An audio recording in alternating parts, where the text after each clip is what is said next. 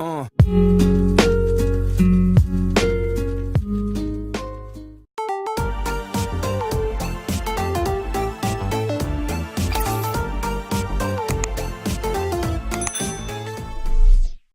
going on, Swiftrt Nation, and welcome back to my channel.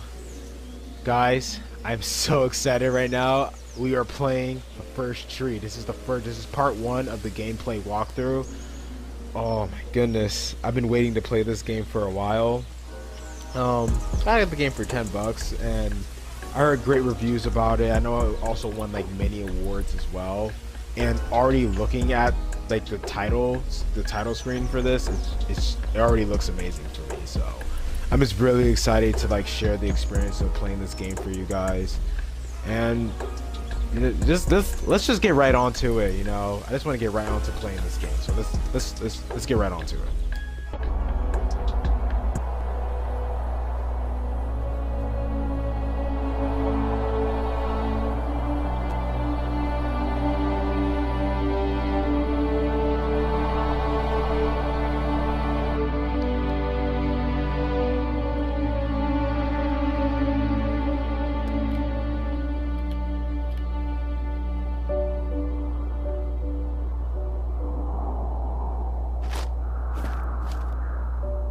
Are you awake? I thought sweet. I heard you get up. This is how it starts? Yeah. Wow, look at that I'm sunset. Awake. Sorry, I just can't sleep. Are you thinking about him? Yeah, a bit. Usually get back to sleep, my love. I'm fine. No, it's okay. What else is on your mind? I don't know. It seems weird, but I had one of the most vivid dreams of my life. I saw a fox on a snowy mountain, just looking confused and worried. What does that mean? Those eyes. Oh, it's a double jump? I can't get those eyes out of my head. She was running in the windy snow, looking for something. Do you think it has to do with you and what's been going on? I don't know. It was just a dream, Rachel. They're not meant to make sense. A lot's happened the past couple days, that's all. Well, if you're not going to sleep anyway, you should tell me. I want to hear. All right.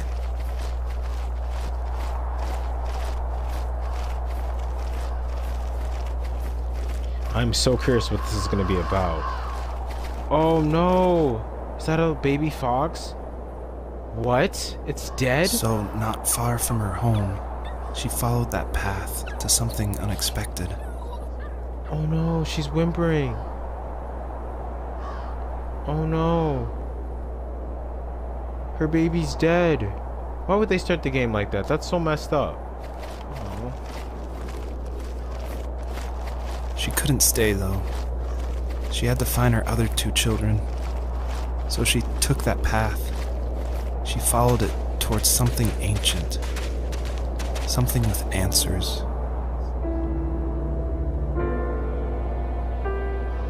Wow.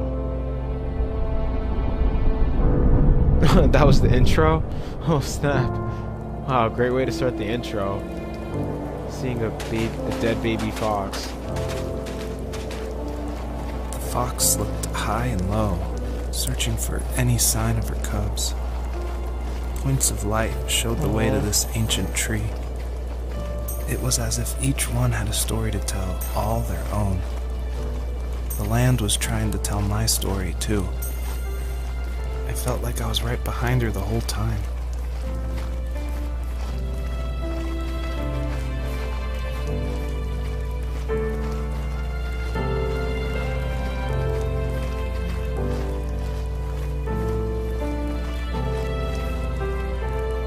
Where should I go first? I should go right, just like right in the center. See what's there. But this is beautiful. Like, what? What? This is amazing. Already in love with the game.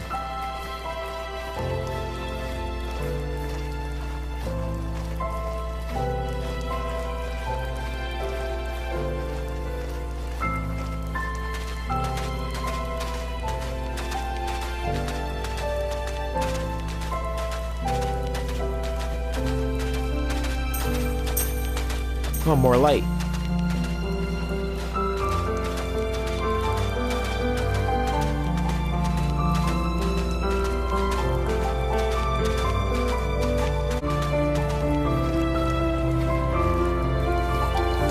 Remember what my dad did me? Wasn't is that? he like a lumberjack? Oh, it's a one way toy of putting train. it. If wood was a canvas, then a carving knife was his paintbrush. Even after working a 50-hour week, even after his hands were more splinters than steel, he would bring home the nicest piece of Alaskan weeping cedar and make me toys. That wooden train was the first toy I can remember, and I loved it. I just knew from a young age I was going to be a lumberjack, like my father. Aww.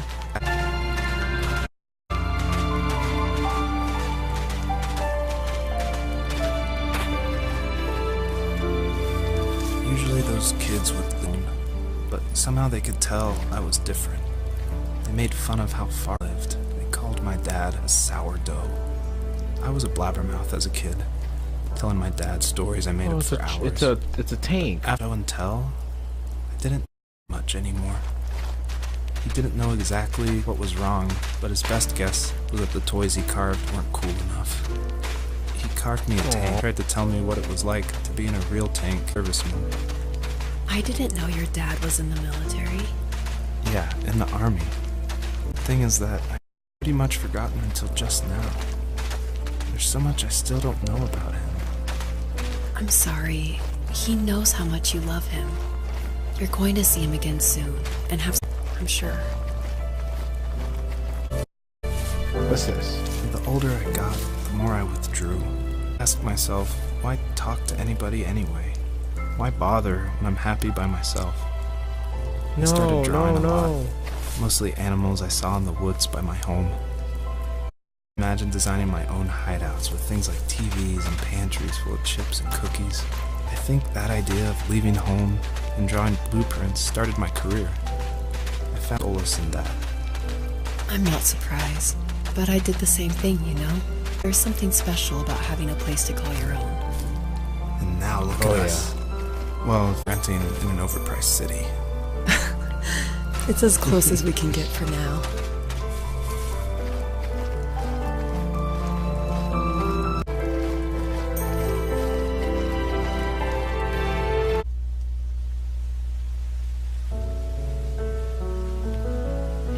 Whoa, what in the world just happened?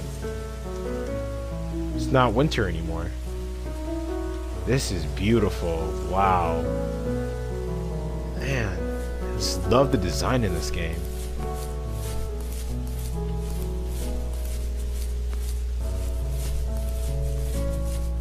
Oh, we have another marker.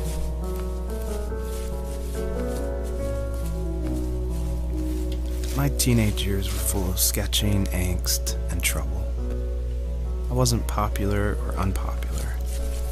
Maybe just forgettable. I guess that gave me a sense of freedom. So I hung out with crazy kids, doing crazy things, even though I mostly just watched the chaos ensue. We did it all.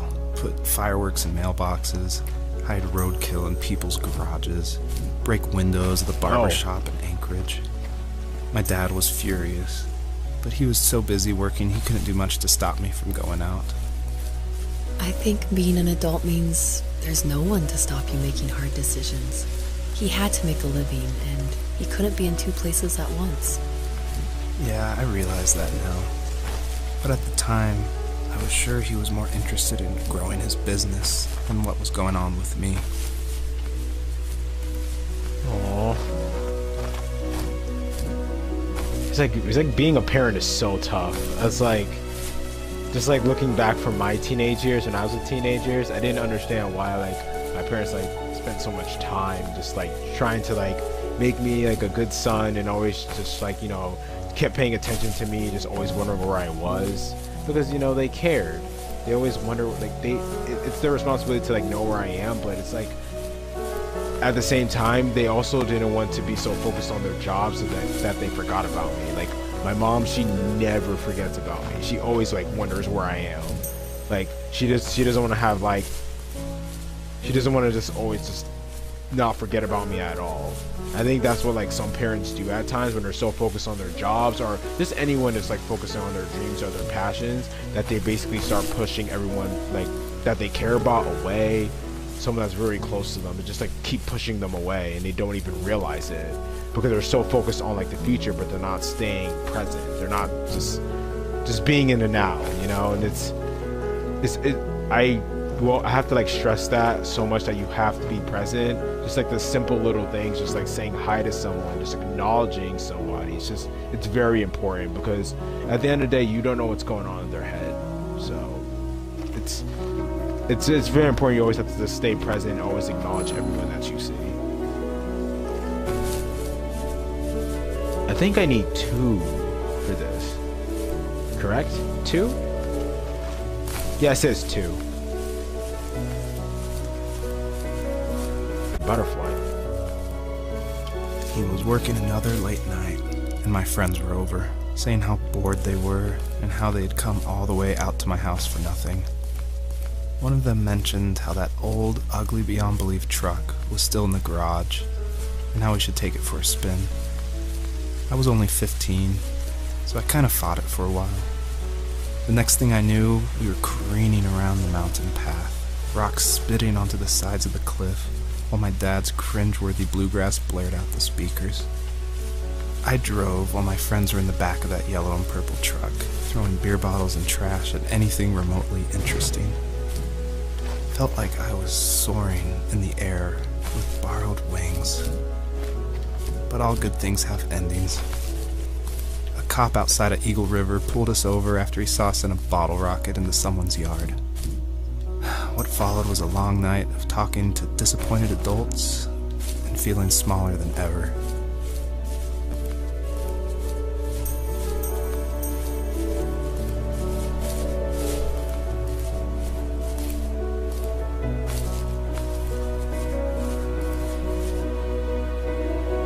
Oh, there's another area. That's so beautiful. Look at those butterflies. Oh man.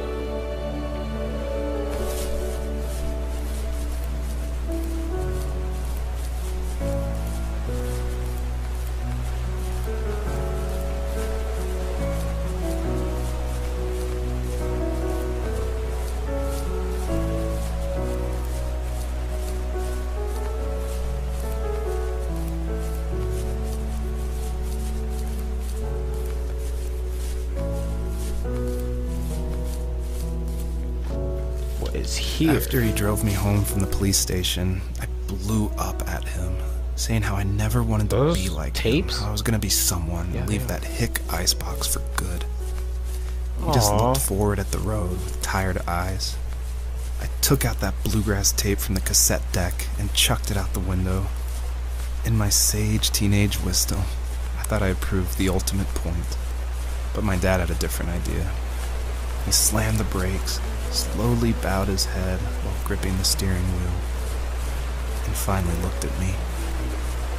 All he said, like it was a polite request, was, "Make this right." I sat there in silence, fuming, but I eventually got out and combed every square inch of the woods, muttering profanity after profanity. I found it 30 minutes later near a small waterfall off the road. I went back to the truck, put the wet tape back in, and sure enough it worked. We didn't speak another word to each other the rest of the night. Wow, I knew you were a crazy teenager, but... It's hard to believe, isn't it? It surprises me too. It's like I didn't really know who that kid was back then. I bet my dad thought the same thing over and over. It's almost like he was saying, "Make this right," to himself, more than to me. Oh wow. Now that's giving me like a trip down memory lane as well. I used to be a rebel, like that rebel teenager as well, basically just like saying I'm gonna do better than my parents, you know. Especially to like, yeah, especially to my mom and dad. And talk about how crazy it was. And I laughed along, pretending it didn't bother me. But it did. I imagined my friends growing old in the bush, unable to find that thrill in those godforsaken ice fields. It's like those mountains were a literal wall, keeping me from leaving, where all I would have to look forward to are lumber yards and evening beers. I had to climb over. That was my only goal for a long time. Wow. Oh man. Like I said before, like it brings me back to memory lane as well. I used to be this rebel kid too when I was a teenager, and I used to basically thrash out my parents, like I don't care, I hate you, and so forth. And then I didn't realize, you know, like human beings, we all have feelings, you know, we all feel the pain. Like words are very hurtful, and I didn't know at the time like what I said to my parents was hurting them, you know. And every time in their mind, when I did something that was idiotic, they always said to their head, okay, how am I gonna make this right? Or they just like tell me like tell me how am I gonna make this right, you know. And I always like fume at them for no apparent reason. But now that I got older, you know, I got much wiser, and now I'm just like realizing that, wow, the things that I did when I was a teenager was kind of idiotic, and it was like, and now that I'm more present and I like learn more about mindfulness, I'm grateful for everything that my parents have done, like for raising me, basically making me the child that I am today, you know. And it wasn't easy, because being a parent is like a huge responsibility. And every day I thank them, even though I don't like show it every single day, but I'm just like in my mind, I'm just so thankful for everything that my parents have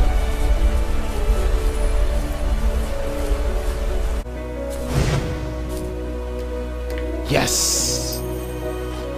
There we go. Wow. So beautiful. Oh my god, this is so amazing. Wow, that sun is really bright. Wow. Jeez, this game is so beautiful. Alright guys, I'm gonna end it there for part 1. I'm gonna be uploading part 2 very soon. But this game so far is absolutely beautiful. If you like this video, smash that like button. And also don't forget to subscribe to my channel, and also don't forget to click that notification button so you guys can know when I upload my next video. Man, I'm so excited to keep the series going with you guys. Ah, man.